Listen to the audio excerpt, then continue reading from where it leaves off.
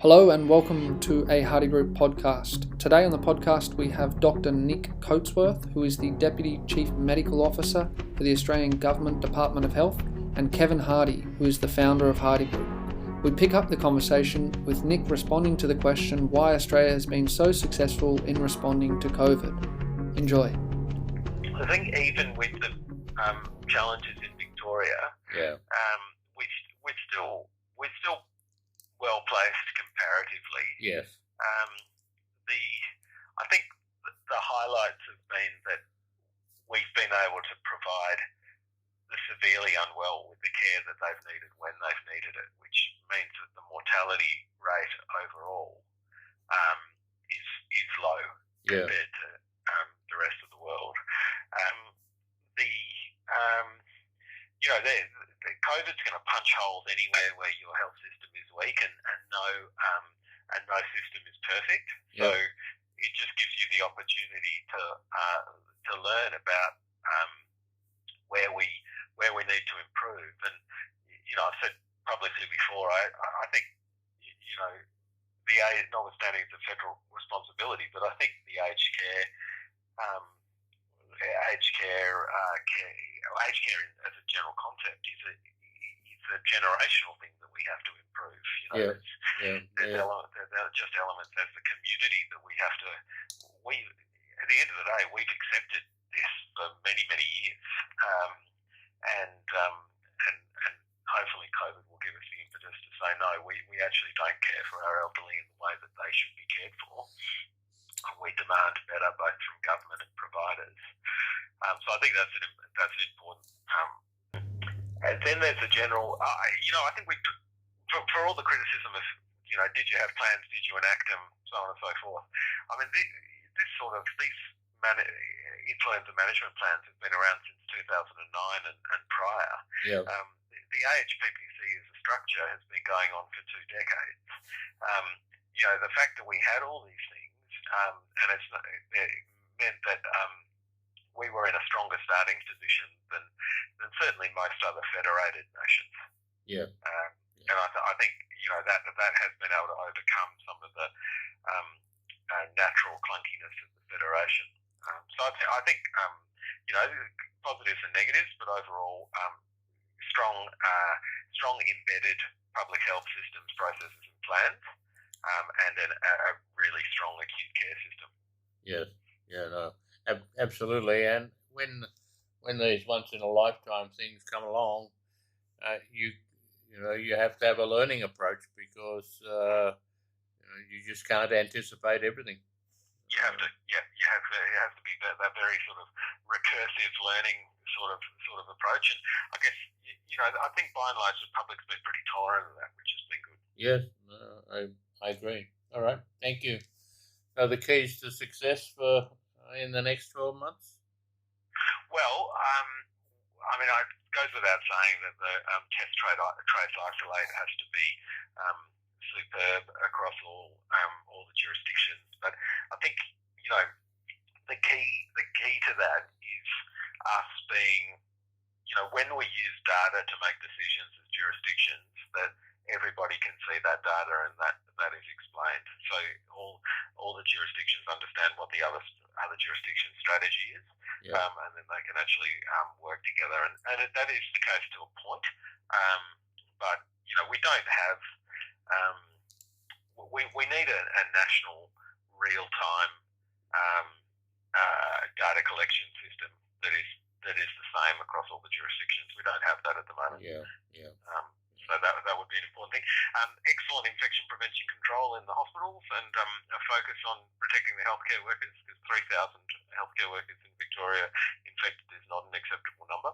Yeah. And then taking the community along the vaccination journey, which will be difficult. But we're putting a lot of effort into that at the moment. I reckon they'd be the top 3. Yep. Okay. Perfect. Thank you. What have you learned about leadership and its core aspects as a result of the challenges? Yeah, I like that question. It's always the hardest one to answer. Yeah, of course.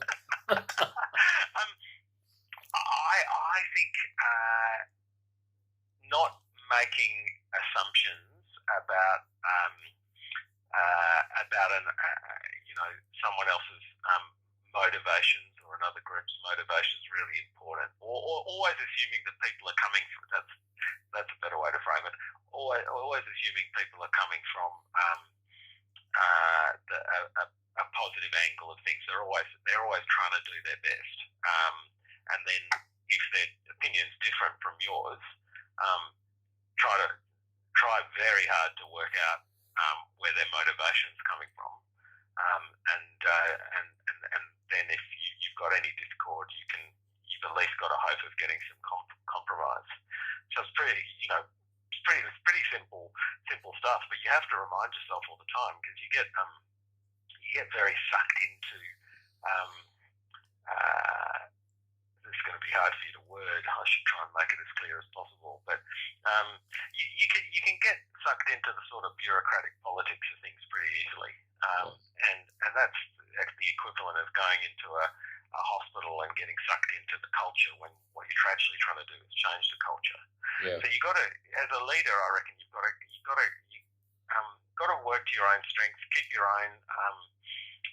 Don't get sucked into the cultures. Otherwise, you just end up having the same old arguments that have been going on for the past 20 years. So that doesn't help anyone. No, exactly right.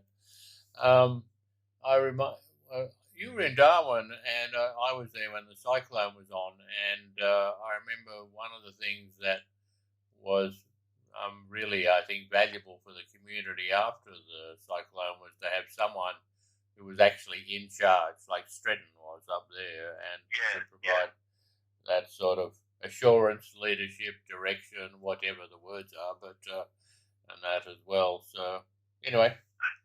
Yeah, I mean, it's nice to. I think keeping a very calm, reasoned public face is also important.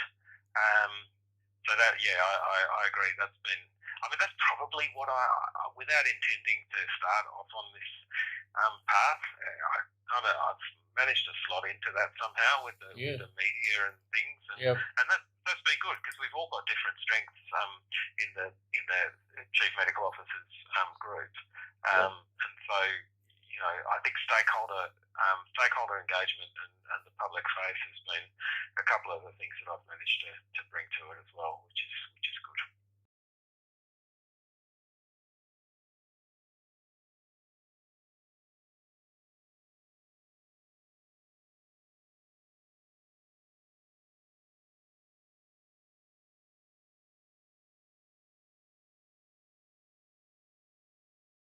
If this is a marathon, how would you describe the race so far, and what are the essential race tactics to finish strongly? So. Oh yes, well look, I think the biggest one is when things are calming down with an epidemic curve, that's when you have to put your foot down and actually put the effort in, and that's really hard. That's been really hard, because you get you've got your team so exhausted from controlling the curve on its way up that you've got no energy to do the reform on the way down. And with this sort of crisis, where it's likely to be multiple waves, the recipe for success is to be very clear about what hasn't worked and quickly move to sort that out. And that's as much as the federal level, as the state level, as the hospitals. The last thing we can assume after this second wave is that anything actually worked. It did work to a point, but there needs to be some pretty big changes. And I think the rest of the more we learn from each other, the better it's going to be. A CEO of a health service has to be out there talking to people, doing daily briefs, keeping people assured that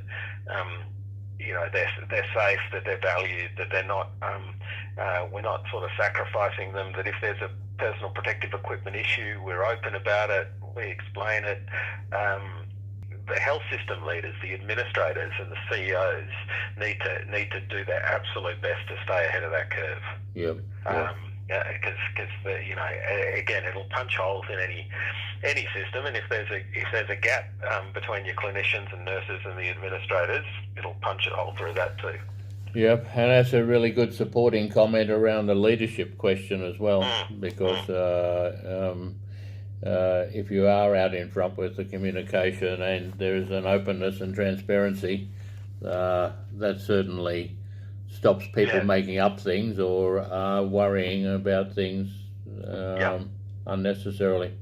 What about society for the long haul? Well, I think the message for the moment's okay, that we're an island continent. We've got an opportunity to really get the numbers right down, but I don't think that can be sustained for 3 or 6 months or 12 months. I think at some point we're going to have to, particularly those states that have been eliminated, they're going to have to accept that there's going to be cases somehow coming in. Yeah. And that's that's potentially a change in the message that we'll have to do. But I think the message at the moment is the right message, which is aggressive suppression, whilst we look to see what the vaccine holds. Yeah. Okay. What question haven't I asked you, Nick?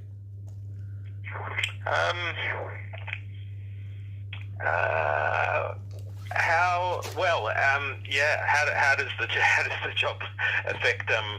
How do you get work-life balance during a pandemic? Well, when you've got that bottle, tell me. Well, I don't know if it's bottled, but I think part of the thing is, you've just got to pick. There's so many things you could potentially be working on. You have to try and pick the interventions that are going to make the most difference. And I suppose the advantage for me is I'm sitting in a team of 4 very senior people. Yep. And I can concentrate on the hospitals and health services and what federal support we can provide. Whereas the powerhouses of this response are the chief health officers and their state teams trying to do the outbreak investigations and stuff like that. So not to say we've got an easy job, but it's a very different job federally to the one that the chief health officers are doing. Yes, no, absolutely. Okay, that's fantastic. Nick, you've been very, very generous. A pleasure. I'll speak to you soon. Thank you for tuning in, and on behalf of HardyGroup, we would like to extend a big thank you to Dr. Nick Coatsworth. And for those of you that are interested in finding out more about HardyGroup, please visit www.hardygroupintl.com. Thank you.